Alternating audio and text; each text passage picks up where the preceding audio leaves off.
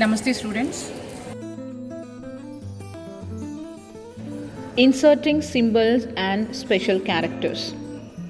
Symbols and special characters or punctuation, spacing or typographical characters that are generally not available on the standard keyboard. They can be inserted from the symbol dialog box.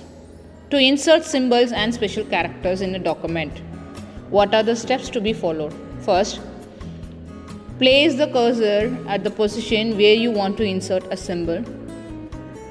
Click on the symbol button in the symbols group on the Insert tab.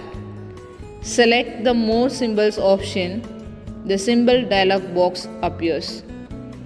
Select the Symbols tab. If it is not selected, select the font of your choice from the drop-down list.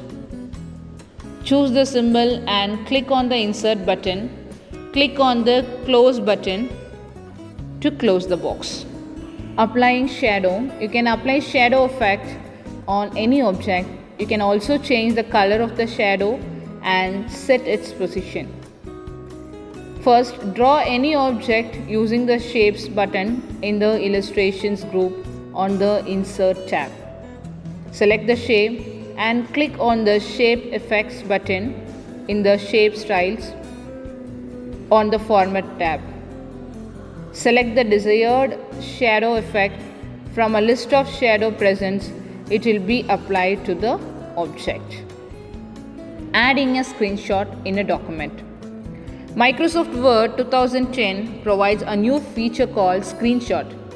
This option allows you to take instant screenshot without leaving the program that you are working in. This feature is available in Microsoft Word, Excel, PowerPoint and Outlook. You can use it to take a picture of all or a part of the windows open on your computer. As we do in mobile, it's possible in the systems also. Click on the Screenshot button in the Illustrations group on the Insert tab. To add the whole window, click on the thumbnail in the available windows gallery.